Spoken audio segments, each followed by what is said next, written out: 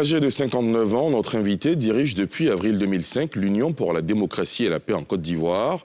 L'UDPCI, ce parti fondé par feu le général Robert Guéhi, célèbre cette semaine ses 20 ans avec à la clé une journée de militants pour sonner la mobilisation de ses troupes.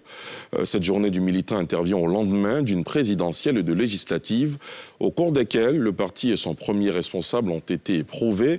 D'abord le divorce avec le RHDP, le parti au pouvoir, ensuite l'épisode du CNT qui va se conclure par l'exil de plusieurs figures de l'opposition ivoirienne, dont Albert Mabry-Touakeus.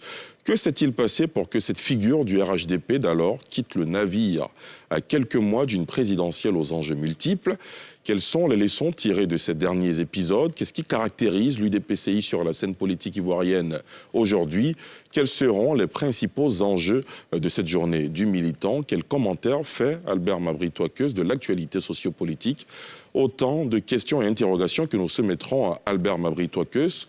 Bonsoir, docteur Albert Mabry-Touakeus. Bonsoir. Merci d'avoir accepté notre invitation. C'est un plaisir. Avant d'ouvrir cet entretien, à vous et à nos téléspectateurs, je propose de suivre ce portrait.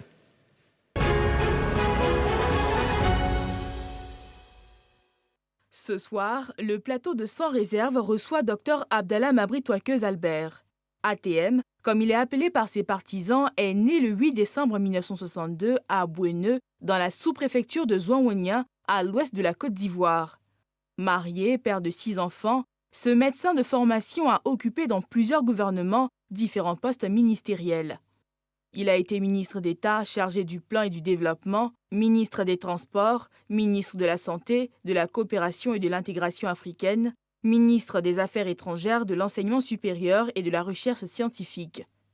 Depuis le 10 avril 2005, il assure la présidence de l'Union pour la démocratie et la paix en Côte d'Ivoire, UDPCI, le parti créé par le général Robert Guéhi qui prépare ses 20 ans d'existence.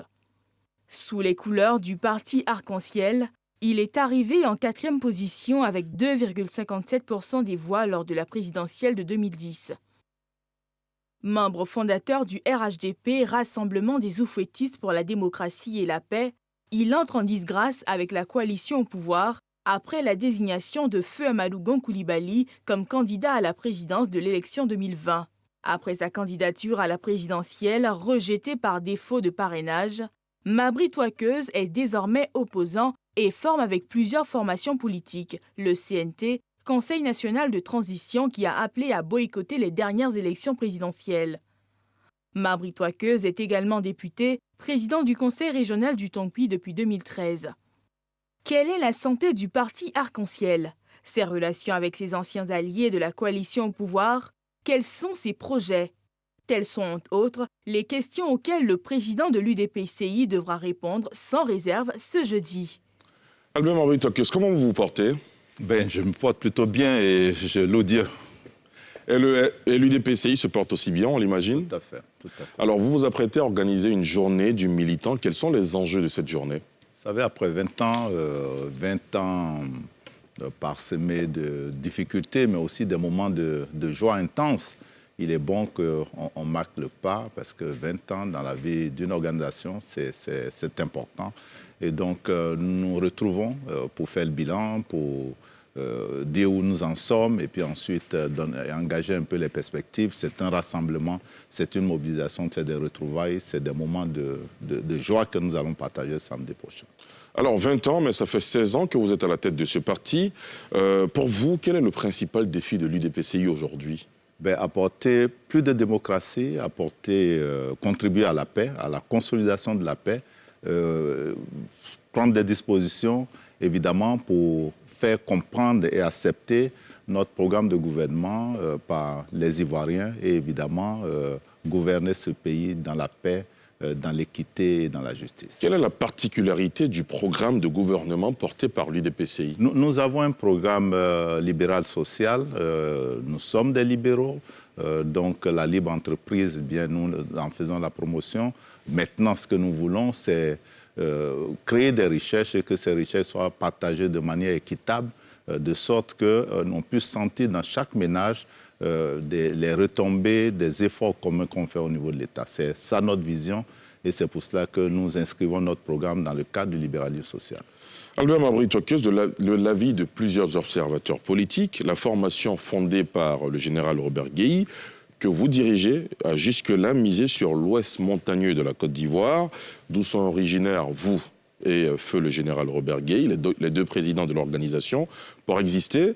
Alors pour cet observateur politique, le principal défi serait de sortir de cet ouest montagneux et installer l'UDPCI sur l'ensemble du territoire. Est-ce que vous partagez cet avis? Oui, tout à fait, et nous travaillons à ça. Comment vous travaillez à cela? Nous travaillons à moyens qui vous permettraient d'atteindre cet objectif? À travers l'implantation du parti. Nous avons des cadres qui se joignent à nous. Je voudrais dire que nous sommes déjà sortis de l'Ouest montagneux. Nous avons eu des exemples. Le député Tchagba Laurent a été élu à Tekoubé. Le député Famoussa Koulibaly a été élu à Divo. Le député Yao Séraphin a été élu à Dimokro. Nous avons eu beaucoup d'élus en dehors de la région des montagnes. Nous continuons d'avoir... Et vous avez l'impression que ce n'est pas suffisant, les noms que vous venez de citer? Ce n'est pas suffisant, bien sûr. Ce n'est pas suffisant, puisque ce que nous souhaitons, c'est avoir demain la majorité au Parlement et puis c'est gagner l'élection présidentielle pour gouverner la Côte d'Ivoire. Alors, il y a une question que vous avez anticipée sur le plan idéologique. Vous avez indiqué que vous êtes des libéraux. Vous avez cela en partage avec le RHDP. Vous étiez et avec le PDCI. Et avec le PDCI, RDA, exactement, et bien d'autres partis, comme vous l'indiquez. Mais on vous a connu comme une figure du RHDP. Et à quelques mois de la présidentielle de 2020, vous sortez du RHDP. Jusqu'à ce jour, beaucoup d'Ivoiriens ne comprennent pas. Qu'est-ce qui s'est passé? Je ne sais pas pourquoi ils ne comprennent pas, parce que nous avons expliqué. Des fois, on ramène notre sortie du RHDP seulement au choix d'Amadou Gon Coulibaly. Voilà. Ce n'est pas que ça. Ce n'est pas que ça. Qu'est-ce qu'il y avait d'autre? Ça a été une étape, mais évidemment, vous avez entendu les conclusions de ce bureau politique d'août 2020, qui a donc décidé que notre parti ne se fonde pas dans une autre organisation politique. Or, l'option qui était faite au RHDP était que nous abandonnions donc l'UDPCI, et donc nous mettons fin à la vie de l'UDPCI, ce que la majorité des militants n'acceptaient pas, et donc c'est ça principalement qui nous a fait sortir du RHDP. Donc ce n'était pas tant le choix d'Amadou Gon Coulibaly, parce que pour beaucoup, vous aspiriez à être le candidat du RHDP. Bien sûr, c'est vrai que nous n'avons pas eu l'occasion de faire... Vous auriez aimé être le choix du RHDP. Le congrès de l'UDPCI, le congrès extraordinaire qui nous a autorisé à aller donc aux discussions dans le cadre du RHDP, a pris la décision, premièrement, que l'UDPCI ne soit pas dissoute, deuxièmement, que nous fassions l'offre de notre candidature au RHDP. Il n'y a pas eu d'opportunité pour faire l'offre de candidature. Vous avez tous vu comment la réunion de mars 2020 s'est organisée. Est-ce que vous avez des regrets, justement? Regret, non. Vous savez, dans la vie, nous assumons toujours ce que nous faisons. Moi, ce qui me conforte, c'est d'être en phase avec la base, avec les militants de l'UDPCI. Et je pense que tous ont approuvé ce que nous avons fait. Sinon, à la majorité écrasante, à partir de ce moment, je n'ai aucun regret. Est-ce que vous auriez aimé être choisi à la place d'Amadou Gon Coulibaly? Mais bien sûr. Bien sûr que l'UDPCI voulait que je sois candidat. Et nous avons voulu être donc le candidat, bien entendu, du RHDP. Donc si vous aviez été choisi, vous ne serez pas sorti du RHDP? Si nous avions été choisis et qu'on nous demandait de dissoudre l'UDPCI, certainement que j'aurais soumis la question aux militants du parti. C'est ce que j'ai fait à l'occasion du bureau politique. On ne vous a pas souvent entendu indiquer ce point de vue sur les antennes, notamment dans les interviews. Nous l'avons suffisamment indiqué. Bon, vous savez, parce que le sentiment qui a prévalu, des fois, les gens font semblant de ne pas entendre ce que nous disons, parce que justement, ils veulent, ils s'attendent à ce que notre départ soit justifié parce qu'ils ont à l'esprit. Alors, il y a eu Amadou Gon Coulibaly. Malheureusement, le destin en a décidé autrement. Il y a eu ensuite Ahmed Bakayoko. Est-ce qu'à un moment, vous ne vous êtes pas dit nous avons fait une erreur? Ah non, pas du tout. Non, pas du tout. Non, par rapport à la disparition de mes frères. Non, oui, par rapport à la disparition de vos frères, non, mais aussi et surtout dans la succession du président Ouattara. Non, dans la succession du président Ouattara, qu'est-ce que vous voyez? Qu'est-ce qui s'est passé? Amadou Gon avait été choisi. J'avais la candidature par défaut et tout cela, c'est de ça qu'il s'agit? Non. Je ne vois pas où on aurait eu à faire un regret à ce niveau. Non, non, pas du tout. Mais je regrette que mes frères ne soient pas là aujourd'hui. Parce que Amadou Gon était un ami, un frère, Ahmed, tout le monde sait mon parcours avec Ahmed depuis l'Université d'Abidjan. Entre Ahmed et moi, il n'y avait vraiment pas de limite lorsque nous échangeons. C'était totalement avec l'esprit d'ouverture. Est-ce qu'il vous arrive de rencontrer des Ivoiriens qui ont l'impression, qui vous disent même que votre place devrait être au RHDP? Bien sûr, il y a des Ivoiriens qui disent ça. Et qu'est-ce que vous leur répondez? Je leur dis que moi, je suis dirigeant d'un parti politique. Ce parti, j'ai accepté de prendre la tête volontairement. Et vous l'avez indiqué tout à l'heure, depuis 2005, nous sommes un parti qui a connu beaucoup de martyrs, des difficultés. Et lorsque vous acceptez de prendre la tête d'une telle organisation, ce ne sont plus des calculs personnels qui guident votre choix. Je serai toujours fier d'être en phase avec la base de l'UDPC. Je crois que c'est ce que les militants attendent de moi. Heureusement d'ailleurs que lorsque je m'engage, les connaissant, je vois leur soutien, leur mobilisation derrière moi et cela est ma source de satisfaction. Est-ce que vous avez coupé les ponts, les contacts avec le RHDP? Non, j'ai des amis au RHDP, j'ai des contacts avec le président Ouattara. Vous parlez avec le président Ouattara? Ah oui, nous échangeons. Comment vous le considérez aujourd'hui? C'est un mentor? C'est un ex-mentor? C'est un aîné.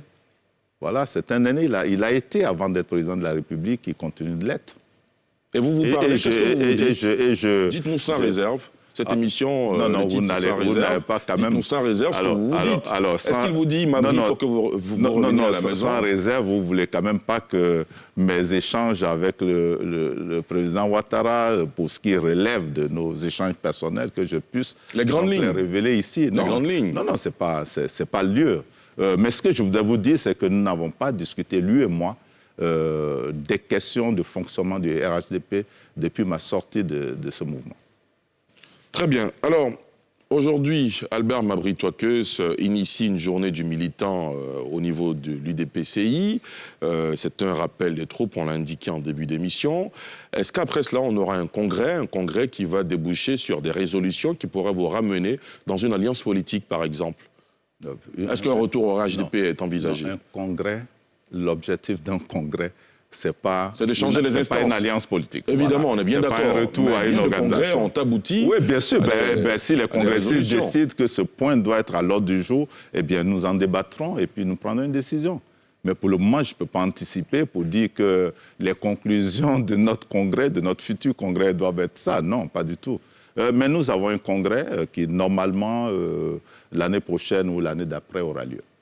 D'accord. Quels sont vos rapports aujourd'hui avec l'opposition ivoirienne? Comment vous vous positionnez? Vous êtes plutôt proche du président Laurent Gbagbo, plutôt proche d'Henri Konan Bédié? Pourquoi vous voulez que je sois proche de l'un ou de l'autre? Parce que la vie politique ivoirienne a été faite d'alliances. Oui, d'alliances. Ils se font et ils se défendent. Bien sûr. Et vous avez vu toutes les alliances ici et leurs couleurs. C'est cela. Quelquefois, ce n'est pas des couleurs arc-en-ciel. C'est-à-dire qu'il n'y a pas d'harmonie, on ne comprend pas du tout. Nous avons vu tout ça.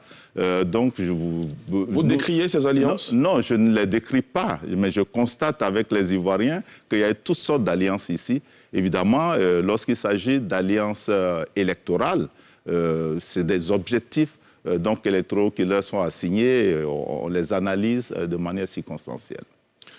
Ça veut dire que vous n'êtes pas prêt à vous mettre dans une alliance quelconque à long ou moyen terme?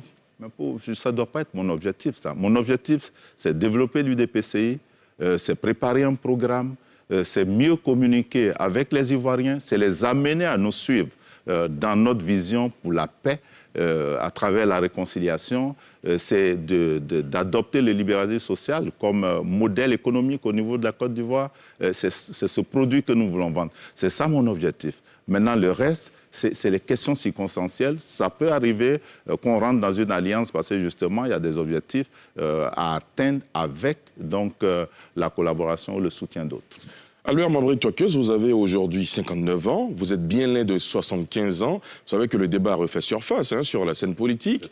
De plus en plus de voix s'élèvent pour réclamer le retour dans la Constitution de la limitation d'âge à 75 ans. Laquelle limitation existait jusqu'en 2016, elle a été sautée. D'ailleurs, c'est une révision constitutionnelle à laquelle vous avez participé. Oui. Quel est votre point de vue? Mon point de vue, c'est que nous partions justement faire cette révision, mais via un référendum, puisque c'est par ce moyen-là que nous avons eu donc à changer les dispositions de notre Constitution. Et à cette révision, vous voterez oui ou non? Ben, écoutez, moi, ce que je souhaite, c'est que ce soit le peuple de Côte d'Ivoire qui décide. Le moment venu, il aura des pro-oui, des pro-non. Vous êtes un leader d'opinion, Albert Mabry Twakeus. Non, mais évidemment, j'ai déjà eu à donner ma position sur la question, une position personnelle, parce que je n'en ai pas encore discuté avec les C'est quoi votre position personnelle, dites-nous? Ce que je pense, c'est que des générations, y compris politiques, doivent se renouveler à la tête d'un État. C'est un processus qui est en cours, mais je ne souhaite pas du tout qu'on donne le sentiment de pousser nos aînés dehors. Nous avons encore besoin d'eux. Nous devons faire en sorte qu'ils comprennent qu'il faut passer la main. Et évidemment, cette disposition vous faciliterait la tâche. Parce que Alassane Ouattara, Henri Konan Bédié et Laurent Gbagbo, les trois principaux teneurs de la politique ivoirienne, se seraient retirés. Il y aura d'autres candidats. Même face à eux, je pense que... Vous voyez qui, par exemple? Même face à eux, je pense que j'ai de réelles chances pour 2025. Parce que notre offre, sera éloquent à l'oreille des Ivoiriens. Alors, vous êtes en train de nous annoncer là, en direct, que vous êtes candidat pour l'élection de 2025. Je souhaite que l'UDPCI m'emmène en mission à l'occasion de l'élection présidentielle 2025. Quelles sont les leçons que vous avez tirées de la présidentielle de 2020, Albert Mabry Twakeus? 2020, nous avons voulu y aller, évidemment. Vous étiez candidat, vous n'avez pas pu obtenir les parrainages. C'est ce qui est dit. Selon le verdict nous avons contesté, mais nous nous sommes conformés à la loi. Par contre, nous pensions que des conditions n'étaient pas réunies. Nous n'étions pas d'accord, par exemple, avec le troisième mandat. Nous avons protesté contre et tout. Donc, c'est des leçons à tirer. C'est pour cela que dès maintenant, nous devons trouver le moyen du dialogue politique au plan national qui nous amène à trouver des positions consensuelles, notamment les changements à faire au niveau de nos tests, le code électoral, la Constitution et tout l'arsenal qui accompagne le processus électoral. Alors, parlant de la présidentielle 2020, il y a forcément un épisode qui n'a échappé à l'œil d'aucun observateur, c'est la mise en place du CNT. Avec du recul, une année après, comment vous réagissez à cela ? Est-ce que vous regrettez la mise en place du CNT? Si c'était à refaire, vous n'allez pas le Non, j'évoque chaque fois le fait que nous n'ayons pas l'opportunité d'offrir donc à la Côte d'Ivoire le contenu du CNT qui, pour nous, était un moyen démocratique de protestation. L'organisation de la désobéissance devait s'appuyer sur une structure. C'était ça l'objectif. Nous n'avons pas eu l'occasion donc de décliner notre programme et tout ce qui s'est passé. Vous avez... voilà, donc on a pris acte de tout cela. Dans tous les cas, c'est des épisodes qu'on peut connaître dans le processus démocratique d'un pays. Nous faisons en sorte de reprendre tout cela et de participer donc au renforcement des bases de la démocratie ivoirienne. Alors, après cet épisode du CNT, il y a eu une traversée du désert, vous avez dû aller en exil, vous êtes revenu en Côte d'Ivoire 2 mois après. Qu'est-ce qui a facilité votre retour? Qu'est-ce qui a facilité mon retour? J'étais en contact avec l'ensemble de mes collaborateurs, je les félicite parce qu'ils se sont battus pour que le parti continue de poursuivre son petit bonhomme de chemin. Nous avons, à un moment donné, pensé qu'il fallait venir les rejoindre, notamment pour préparer les élections législatives. C'est ce qui a justifié que nous rentrions et j'en ai informé et le chef de l'État et le ministre chargé de la Sécurité. Très bien.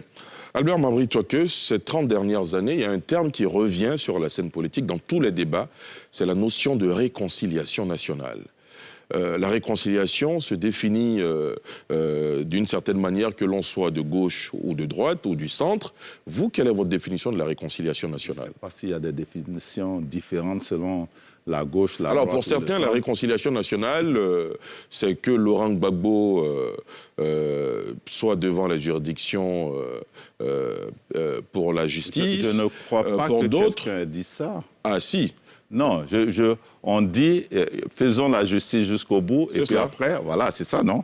Voilà, mais ce n'est pas exactement que Laurent Gbagbo en particulier soit devant. De toutes les façons, la réconciliation perçue quand on est dans le camp d'Alassane Ouattara, dans le camp d'Henri Konan Bédié, dans le camp de Laurent Gbagbo n'est pas forcément la même. Mais ce ne serait pas juste que nous procédions comme ça.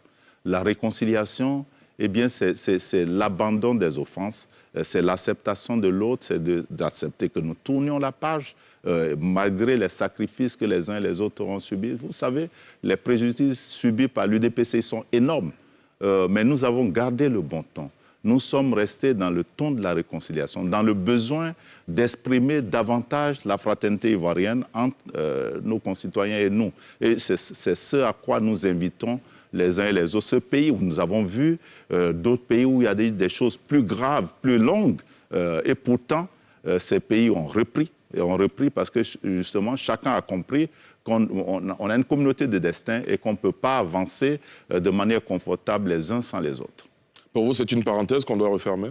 Pour moi, c'est une parenthèse qu'on doit refermer, mais dans la forme, avec évidemment l'acceptation de tous. Et c'est pour ça que nous disons qu'il faut utiliser le bon ton, parce que le bon ton, ce n'est pas que la manière dont je m'adresse à Ali Deradsouba ce soir. C'est la posture que je tiens devant lui, c'est la suite donc, que je réserve à nos échanges ici, c'est les actes que je vais poser, c'est la méthode avec laquelle je me comporterai. C'est un ensemble. Et je souhaite que les Ivoiriens comprennent que nous devons avancer dans ce sens-là. Albert Mabry Touakeus, pour beaucoup d'observateurs aussi, avant de refermer la parenthèse, il faut que la vérité soit sûre. Vous, par exemple, vous êtes monté au créneau à plusieurs reprises pour exiger que la vérité soit faite sur le rappel à Dieu, par exemple, du général Robert Guéhi et sur certaines autres circonstances. À quel moment on fait le diagnostic et on fait le point de tout ce qui s'est passé pour dire, voilà, telle ligne rouge a été franchie et il ne faut plus refaire ceci ou cela? Vous savez que le processus judiciaire en cours depuis 2012, avant, etc., parce que Robert Guéhi, c'est depuis 2002. C'est cela. Donc, personne ne demande à l'interruption du processus judiciaire. S'il y a des procès en cours, ces procès, il faut les conduire à terme. Il faut se donner les moyens, quelquefois, d'accélérer l'examen judiciaire des différents dossiers. Et je pense qu'au bout de cela, ce à quoi il faut parvenir, c'est donc un dialogue inclusif, une réconciliation vraie. Ceci dit, je voudrais dire que nous ne demandons pas que la justice ne s'exprime pas. C'est ce qui a été le cas jusqu'à maintenant. Est-ce que vous, les politiques, vous n'êtes pas allés un peu trop loin? Pas vous principalement, pas vous singulièrement, mais les politiques de façon générale. C'est possible que les politiques aient entretenu. Mais ce qui est dommage aussi, c'est que des pans entiers de notre société, des gens qui peuvent faire avancer les choses, ne rentrent pas encore pleinement dans leur rôle. Je parle des chefs coutumiers, je parle de la Chambre nationale qui est en place, qui devait avoir un rôle à jouer.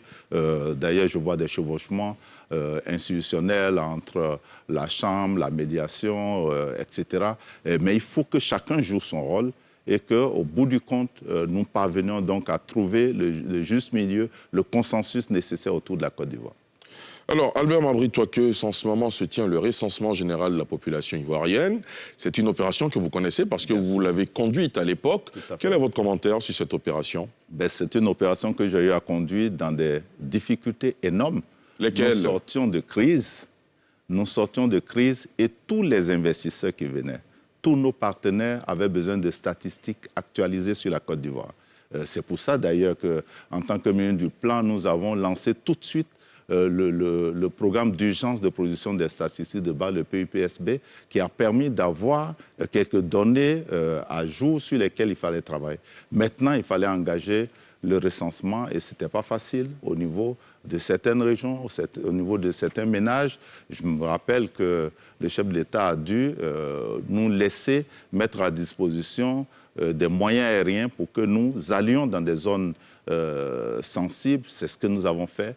On a été fiers d'avoir fait ces résultats dans les difficultés, tout comme j'avais conduit d'ailleurs le système sanitaire avec les épidémies aussi qu'il fallait gérer dans le nord du pays au moment où la Côte d'Ivoire était divisée en deux. Aujourd'hui, nous revenions donc à un recensement, évidemment, avant terme. Le gouvernement connaît les raisons, certainement.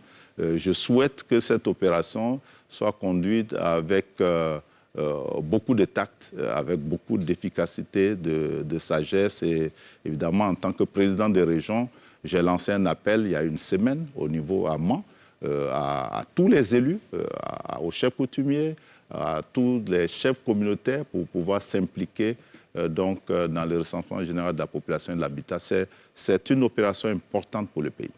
Comment vous qualifiez, vous êtes un opposant qui dit non, qui dénigre toutes les actions du gouvernement, ou quand il y a des bons points, vous êtes un opposant qui est quand même à même de dire... Un opposant, ce n'est pas fait pour s'opposer à tout et dire non à tout. Non, je ne crois pas que ce soit ça. Un opposant, c'est de donner des points, c'est d'enlever des points, c'est de mettre le cachet rouge, c'est de mettre le vert, en fonction des situations et de faire des contre-propositions. On est bien d'accord, mais est-ce que l'opposition s'est toujours comportée comme ça dans nos pays africains? Vous êtes bien placé pour répondre parce que vous avez fait plus de 10 ans au gouvernement. Oui, bien sûr. Bon, nous avons vu des épisodes où c'était l'opposition systématique. Donc vous, aujourd'hui, dans l'opposition, vous avez décidé de changer de visage, le visage de l'opposition notamment. Non, oui, ce que je veux, c'est pouvoir apprécier donc les actes du gouvernement. Évidemment, quand un acte est positif, je dirais c'est très bon. Quand ce n'est pas bon, je n'hésiterai pas non plus à dire que ce n'est pas bon. Vous m'avez vu essayer de taxer certaines décisions du gouvernement de décisions inopportunes il y a quelques jours. Albert Mabry Twakes, vous avec le président Ouattara, c'est une relation, ou c'était une relation quasi filiale. Alassane Ouattara dirige la Côte d'Ivoire depuis 2011 jusqu'à ce jour. Beaucoup de bons points ont été enregistrés. Qu'est-ce que vous feriez qu'Alassane Ouattara n'a pas fait? Ah, beaucoup de choses. J'ai trouvé qu'il y a des insuffisances. Dites-nous. Sur la gouvernance. Vous voyez tout ce qui est en cours. Est-ce que vous vous sentez comptable de cette gouvernance, notamment parce que vous avez fait plusieurs années au gouvernement? Non, vous m'avez dit qu'est-ce que je... Oui, bien sûr, mais en même temps, c'est... Oui, évidemment, j'ai géré des pans de l'activité gouvernementale et j'assume les actes que j'ai posés dans ce cadre. Il n'y a pas eu de défaillance dans... Non, je ne peux pas dire qu'il n'y a pas eu de défaillance. Vous savez, on ne peut pas être à 100% dans la satisfaction ou dans l'autosatisfaction, mais je suis fier de ce que j'ai fait dans les différents postes que j'ai occupés. Je peux les citer localement, mais ce n'est pas, le cadre ici. Mais ce que je voudrais dire, c'est qu'il y a des insuffisances que nous entendons corriger. Nous allons proposer... Entre autres insuffisances j'ai parlé de la gouvernance. Vous savez, quelqu'un m'a confié un jour, je vais vous dire ce secret, il me dit « Ah oui, mais Alassane Ouattara est arrivé trop vieux au pouvoir. » Je dis « Mais pourquoi tu dis ça ?» Il dit « Mais ce qui se passe sans sa réaction ne se serait pas passé s'il avait l'âge où il était Premier ministre. » En 90. Vous voyez, donc ça veut dire qu'il y a des insuffisances, et ces insuffisances ont un rapport avec sa longévité politique, etc. Je ne sais pas, mais il y a des insuffisances. Et je trouve que notre rôle en tant qu'opposition, c'est de les détecter et c'est de faire des contre-propositions. Et l'UDPCI se prépare à les faire. Quand vous étiez au RHDP, vous les aviez relevées, ces insuffisances ou... Dans le gouvernement, il y a des débats. En conseil des ministres, en conseil de gouvernement, en comité restreint, etc., etc. Et puis, bon, quand vous finissez de débattre, la question est tranchée, soit par le Premier ministre, soit par le Président de la République. Vous aspirez à diriger la Côte d'Ivoire. Quelle serait votre solution, vous, pour lutter contre la pauvreté?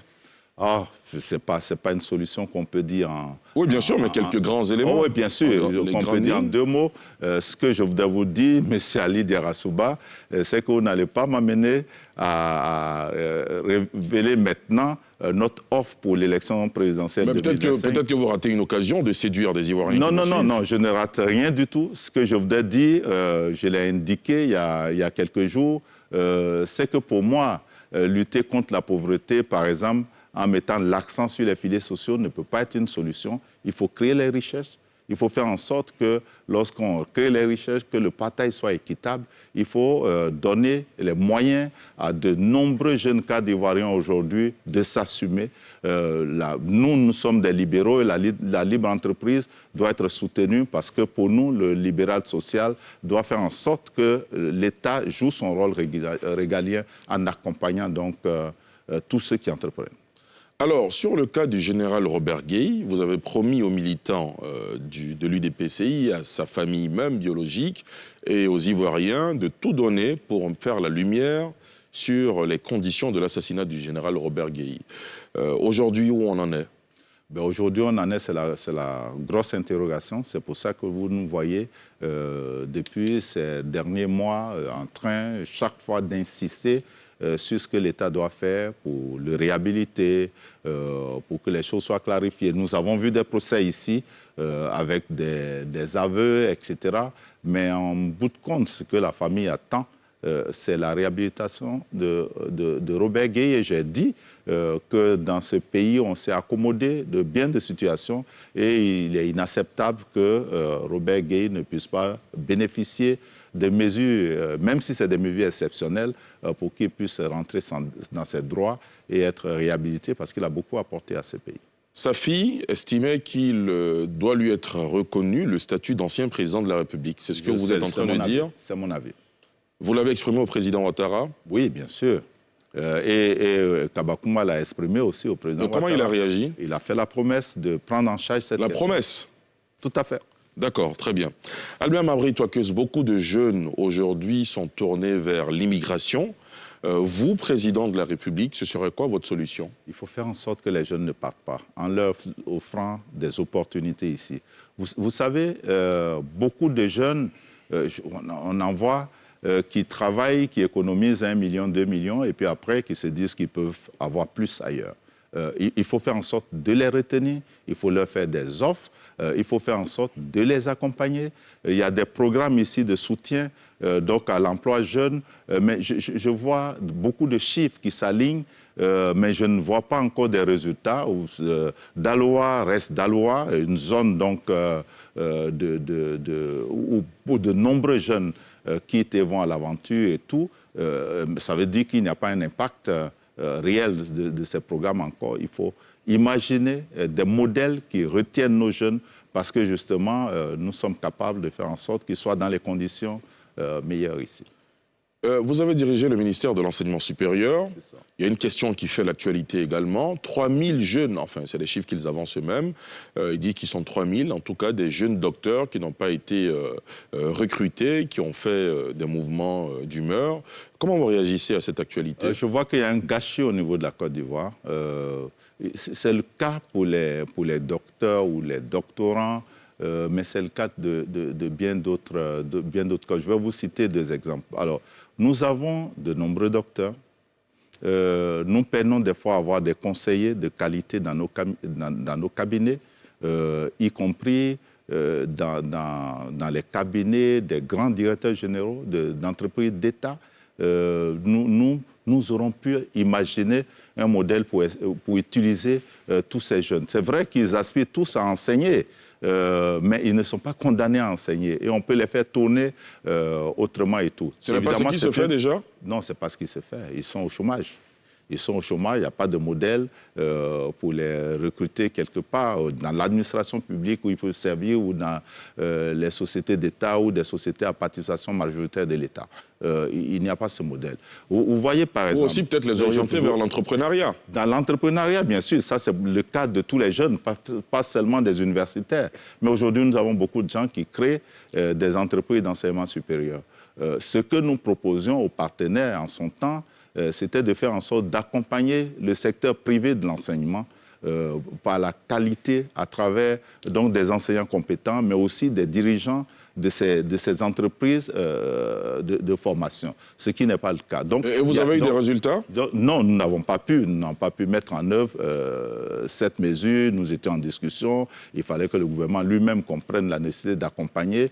Mais ce n'est pas que ce secteur-là où il y a du gâchis. Je vois tous nos diplomates qui rentrent, qu'ils attendent.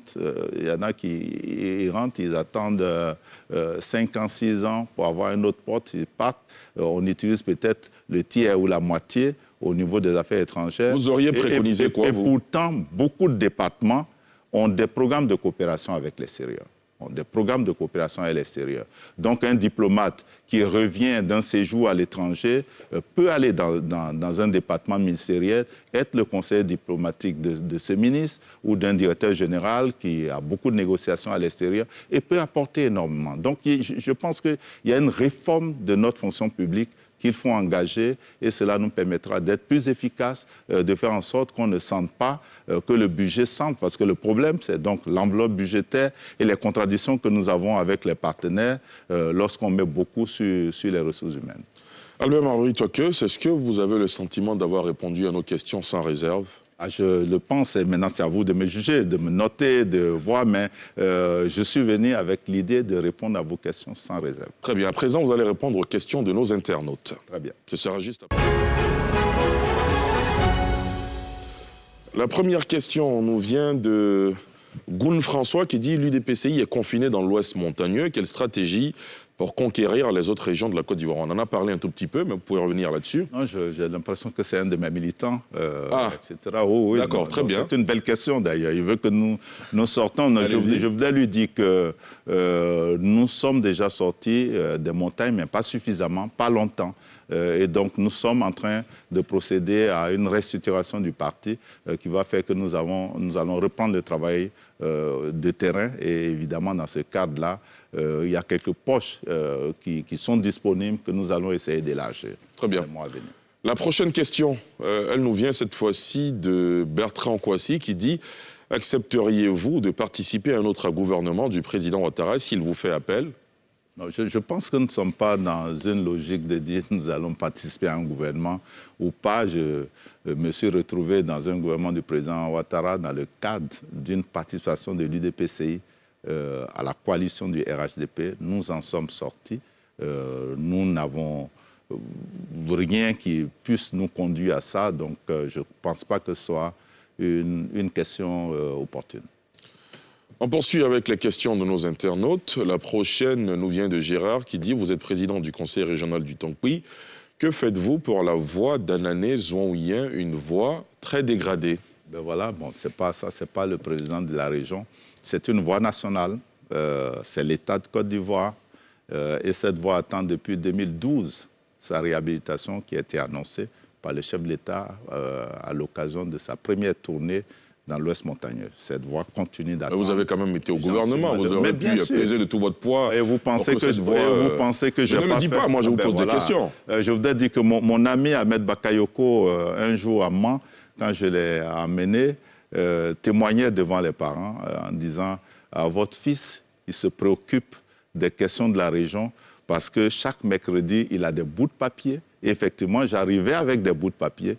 Je partais voir chaque ministre sectoriel qui avait des activités dans ma région et je discutais la question de la route, parce que cette route aussi, je la prends. Je veux vous dire que cette route fait que ma mère ne peut plus venir me voir à Abidjan, ni même maman, parce qu'elle a pris cette route une fois, elle m'a dit « je ne monte plus en voiture ». Très bien. Prochaine question. Quels sont vos rapports actuels avec Guillaume Soro Kigbafori? Une question de Doumbia Salif. C'est un frère, c'est un ami. C'est dommage qu'on ne se parle pas régulièrement, mais Guillaume reste un ami. Un ami, à la faveur de la présidentielle de 2020, vous vous êtes parlé? Oui, à la faveur oui, bien sûr, nous nous sommes parlé même après ça. Et quelle solution vous préconiseriez pour la gestion de son cas notamment? Moi, je voudrais qu'on laisse Soro Guillaume rentrer pour prendre toute sa place dans le processus de réconciliation nationale. Et c'est une demande forte que nous faisons et nous souhaitons que le chef de l'État soit sensible à cela. Albert Mabry Touakeus, merci d'être passé sur le plateau de Sans Réserve. C'est tout. On a terminé. D'accord, donc j'espère avoir répondu à vos questions sans réserve. Nous aussi, on l'espère. Ce sera avec beaucoup de plaisir que je reviendrai. Bien sûr. Merci à vous, chers téléspectateurs et internautes, à vous aussi de nous avoir suivis. Rendez-vous jeudi prochain pour un autre numéro de Sans Réserve.